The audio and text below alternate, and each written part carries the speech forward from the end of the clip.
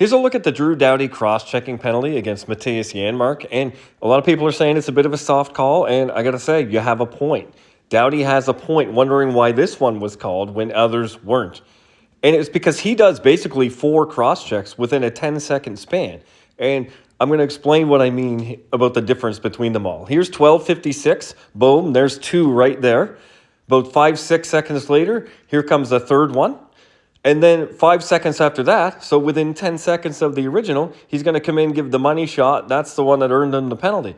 And when you look at them in fast motion, really that one seems almost the least egregious as far as force goes. But there's 3 different kinds of cross-checks we see here. There's one where it's more of a cross-check push. Your arm isn't extended at all yet. You're still bent, and your stick is already on the opponent. So by the time you start to push your arms forward and extend, there's no force behind it because your stick is already stopped resting against the player's body. And you're basically just picking them up with your stick and throwing them away from you is basically what it is. It's not a cross-check at all.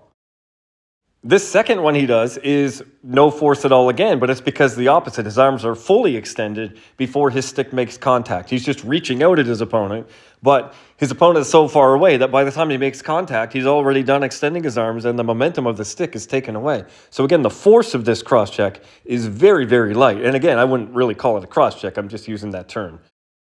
And then lastly, there's the true cross-check, which is when you make contact with your stick right in the middle of your range of extension motion. So it's maximum force at that time. Now, this actually isn't very forceful to what I'm showing you, but it's just he's mid-push on a cross-check push, so it was just a good picture to demonstrate what I'm talking about.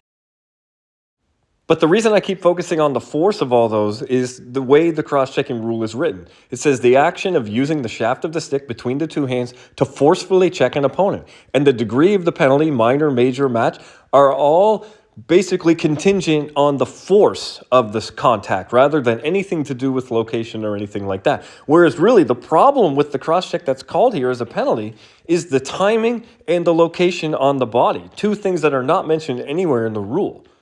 So here's what I mean. Here's a look at all of the different cross-checks he does. Here's the first one, and this one is more of a mid-extension cross-check, but there's very, very little force there, and it's on the pants, down on the protective equipment. So really no issue, and this one's just a pure push. He's just throwing Janmark away from his body. It's just a cross-check push, and that's why he doesn't force his head down, because it's low enough on the pants that it doesn't drive the upper body forward. That's important in a minute.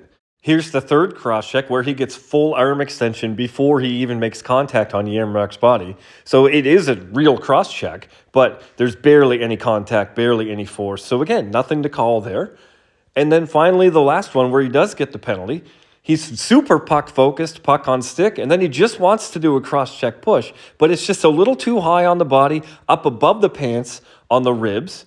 So that's one problem, and he's timed it perfectly on purpose to make contact just as Janmark is shifting his weight from one skate to the other at the time when he's the most vulnerable.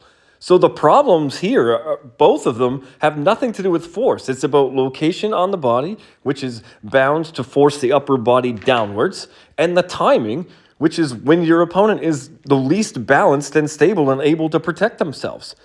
And that's what causes contact going into the boards. It's strategic. So when you look at this and say this should be a penalty, well, I agree. I mean, it's a version of boarding.